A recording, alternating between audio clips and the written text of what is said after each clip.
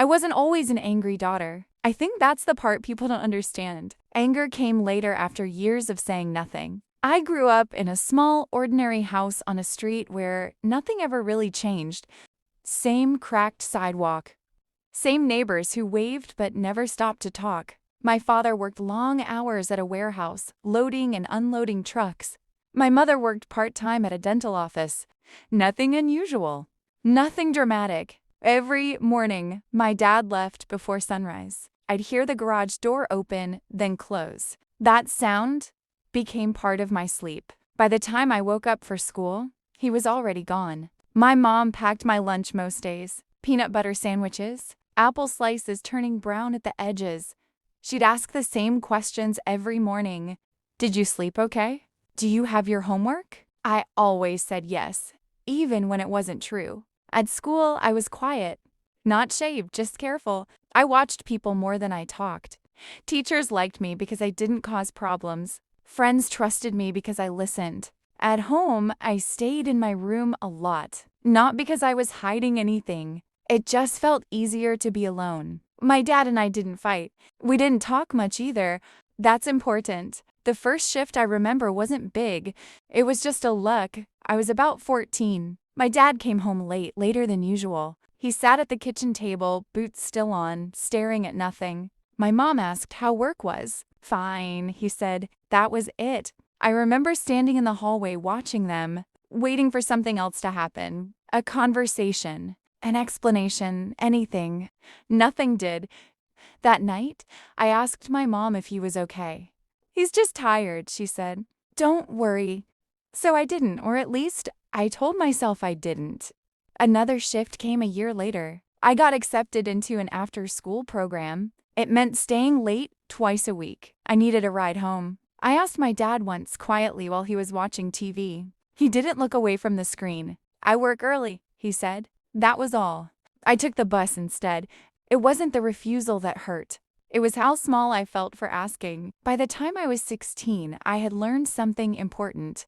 If you don't expect anything, you can't be disappointed. So I stopped asking. I didn't ask my dad to come to my school events. I didn't ask for help with college applications. I didn't ask why he seemed closer to my younger brother than to me. When my brother talked, my dad listened. When I talked, he nodded. That difference sits with you. I became sharper without realizing it. Short answers. Less patience. I corrected my dad when he got things wrong. I noticed his mistakes and pointed them out. He'd sigh. My mom would say, "Don't talk to your father like that." I didn't know how else to talk. Anger is easier than asking why you're not chosen. I moved out at 18 for college. Not far, just far enough. My parents helped me pack. My dad carried boxes to the car. We didn't hug goodbye. We never really did. College was where people started calling me intense. I had strong opinions. I got irritated icily. If someone disappointed me, I cut them off instead of talking it through. It felt safer.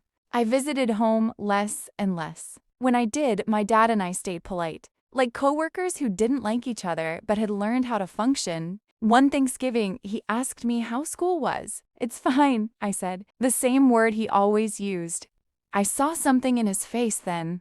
Not sadness, more like confusion. Like he didn't know when we stopped talking for real. I didn't explain. The realization didn't come during a fight. It came in a grocery store. I was 24, standing in line behind a father and daughter. She was maybe 10.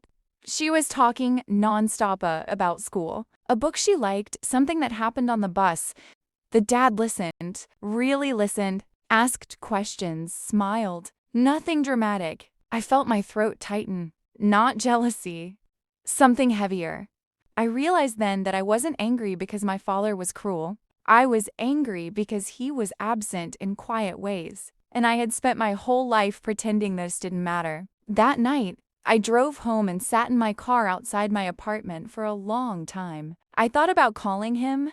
I didn't. Anger doesn't stay contained. It leaks. It affected my relationships. I expected people to know what I needed without me saying it. When they didn't, I pulled away.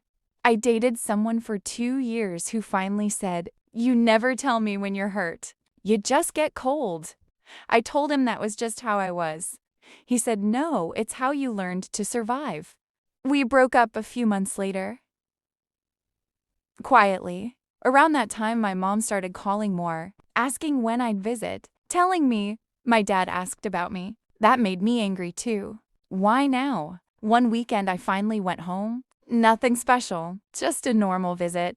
My dad offered to help me fix something in my car. We stood side by side in the driveway, silence stretching between us.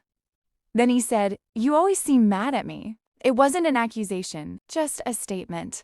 I wanted to say 100 things. I said none. I'm not, I replied. That was a lie. A year later, my dad had a minor heart scare. Not serious, just enough to slow him down. I visited the hospital. We sat in the same room, staring at the same TV, barely watching it. At one point, he said, "I never knew how to talk to you." My first instinct was anger. My second was exhaustion. "I needed you to try," I said. He nodded. No excuses, no apology speech, just nodded. That was the closest we came to honesty.